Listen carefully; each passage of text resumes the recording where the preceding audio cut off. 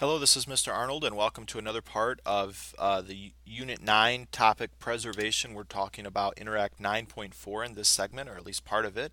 This is for Clause 2, and we're still exploring the information that tells us that God was involved in the writing process. In this segment, we're going to specifically discuss how it was preserved. In the last, we focused more on why it was preserved, and in your objective notebook, you should already have the question, how was the Bible preserved? Written down with the concept from the last segment that God was involved. We're going to look at the natural component today. How was man involved in the preservation of Scripture? So just leave the questions that you have in your objective notebook and add information at the end of this presentation that I offer to you for your objective notebook. This Interact 9.4.1 is for the purpose of exploring the implications the preservation has on us as Christians today.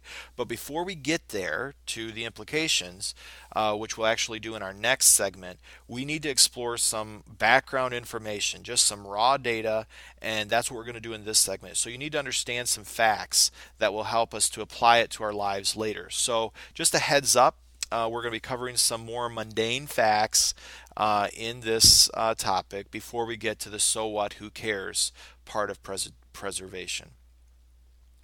The first question is, what materials were used in writing the Bible? And maybe you already know the answer to this, but it is skins, clay, parchment made from papyrus, several different forms of things used for paper. It actually reflects the evolution of paper over time. We today simply go to a store and purchase paper to print on, and that is, even if we use paper, if we haven't gone completely paperless, and today many of us use digital copies, but throughout history, people had to first create a surface on which to record the information that they wanted recorded. It may have required them to kill an animal and stretch its skin out and write on it, or it may have required them collecting mud and forming it into a tablet and scratching their words into it and then baking it to preserve it. Or maybe going to a marshy area nearby and collecting these reeds, drying them out, and weaving them together. You can kind of see how these reeds are woven together to make papyrus here on the side. But the point is that writing was a serious investment in time. They didn't find a scrap somewhere and simply start scratching out words like we do, like grabbing a receipt or grabbing a junk mail and writing a phone number on it. And it was an investment, and we're not even getting into how they prepared for the writing by getting a writing instrument or producing ink or that kind of thing. But understanding the investment is important. The next question we're going to look at is what the copies of Scripture were kept in. Where did they store them? The storage boxes for keeping them, especially the rolled parchments made from papyrus, was called an ark or a box. When we hear ark, we think of Noah's ark, but the word ark is just referring to a storage box. You can see some here. This is a pretty ornate storage box, as opposed to this one. You can see the scrolls rolled up in it, and then they would roll the box together and have a pretty big thing that they'd store these things in, a portable library. And again, we're thinking of a box like the Ark of the Covenant rather than Noah's Ark. Here are some clay arks, look more like canisters, but they were actually used to store rolled up parchments. And so, because they made the significant investment into the writing material, they wanted to preserve it, and so they would store it in these boxes.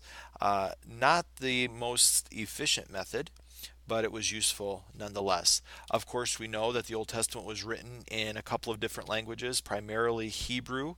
Some Aramaic was mixed in, and the New Testament was written in Greek with some Aramaic mixed in, especially the words of Jesus are in Aramaic. And you can see a sample here of Aramaic, which looks a lot like the sample of Greek and of Hebrew. And here is an example of Greek. I can't read any of that stuff, but you can imagine how easy it would be to make errors in this handwriting when it comes to all of these jots and tittles that they needed to pay attention to.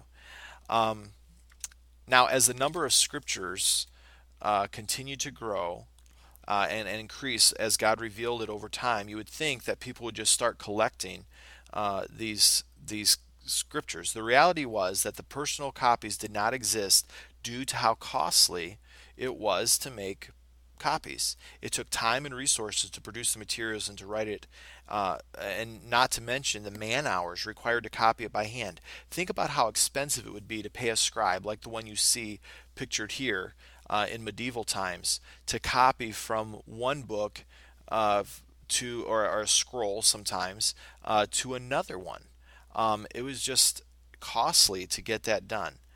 A person wouldn't think of doing it themselves because, first of all, they didn't have access to the scriptures to copy from, and they weren't trained in writing or copying. It was a very precise skill.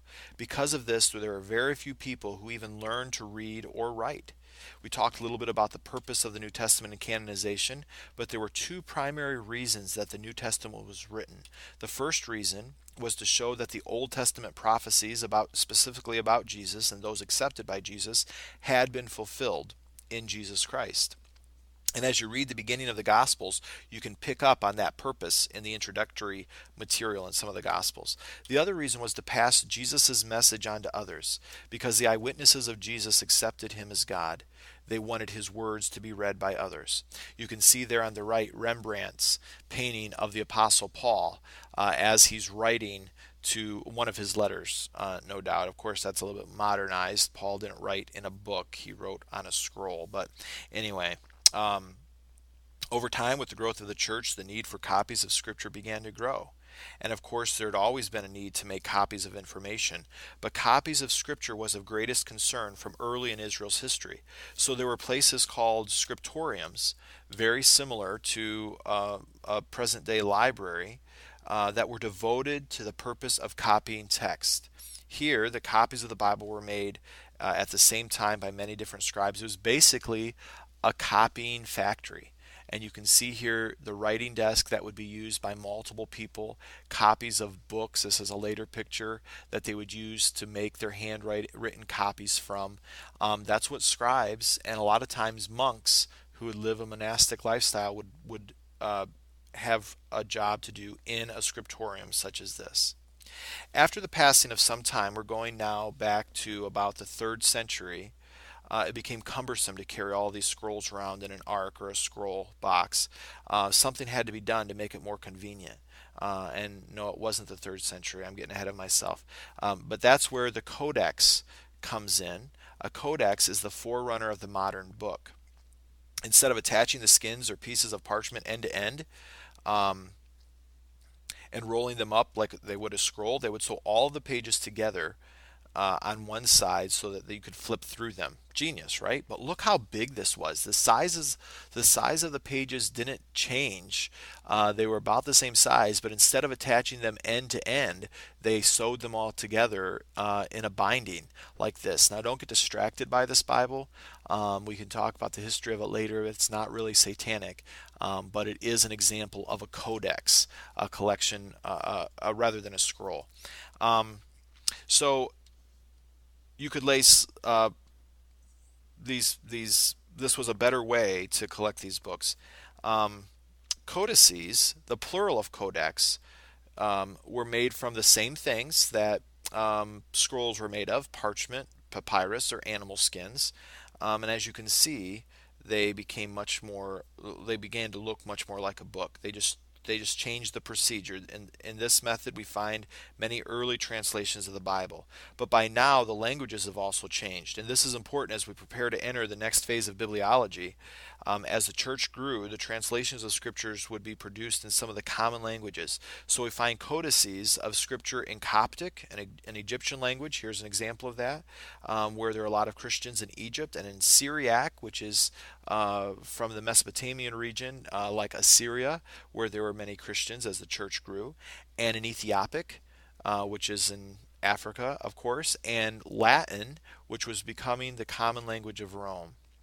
So early translations of the Bible were made in different languages. And as you can imagine, the need for scriptures grew, making the need to make copies more urgent, and they would make these copies in common languages. Around 300 years after Christ, the Emperor Constantine decided that it was important for scriptures to be readily available. So he decided to have copies made for all of the churches.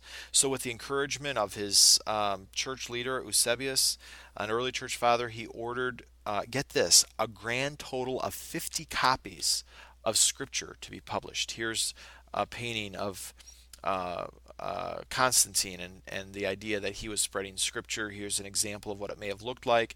I believe this is supposed to be Eusebius, an early church father. But 50 copies. I mean, today a publisher wouldn't even consider an order for anything less than 10 or 100 times that amount. And of course, the copies were still in the original languages at that time. And several years later, closer to the 4th century, Jerome, this is Eusebius' son, translated the Bible from the original languages, Hebrew and Greek, into a more common language of the day, Latin. Um, Jerome's translation of the Bible is called the Latin Vulgate. Vulgate comes from the word vulgar, which we understand differently today. In those days, vulgar simply meant common. And so Jerome's translation was from the Greek and Hebrew into the common language of the Roman Empire at the time, which was Latin. And it was in use for over 1,000 years. Jerome's translation of the Bible was in use for over 1,000 years. So this is just some background information that you needed to know. Let's summarize this information in your objective notebook under the question, how was the Bible preserved? There's 4 main parts you need to understand from this segment. You may think them through and figure out the best way to write them in your objective notebook. You don't need to write them word for word, but these all continue to answer that question, how is the Bible preserved?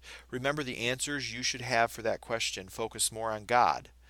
But now we're going to focus on how God used man in that process. First, since the materials were costly to make, it wasn't common to make them, to make copies.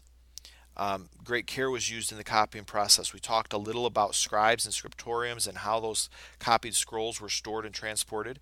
Another main idea that you need to know is that these piles of scrolls soon evolved into codices, a forerunner of our modern book, and that change made it possible for people like Emperor Constantine and Eusebius and Jerome to initiate and translate God's message into common languages throughout the Christian world. The Bible was translated into languages that people were speaking. The Latin Vulgate, vulgar means common, remember, is an example of the Bible being translated into a common language of the day, which was Latin, and it was used for over 1,000 years. And that concept is important because it cut down on the number of translations of translations of translations of the Bible. Imagine the Bible going from Latin into Ethiopic to Coptic to Syriac to whatever. If the Bible were copied from one language into the next, into the next, into the next, you can only imagine how many more possible errors there would be in the copies that we have today. But because there is one copy for so many years, it's a little bit more reliable. Now, we still have a long way to go in this topic of preservation. But you've just been given a lot of information to digest, and we've discussed basically the history of writing and the history of scriptures to modern times all rolled into one. So this is what I want you to do to get credit for watching this segment. On a sheet of paper, you need to write 5 things that you want more information about. It could be questions you have or details that you found interesting that you would like the opportunity to look into further. And we'll try to discuss these in our next class segment. Write these on a sheet of notebook paper with an MLA heading, and the rest of 941 will be included in the next video segment. Thanks for watching, and we'll see you again soon.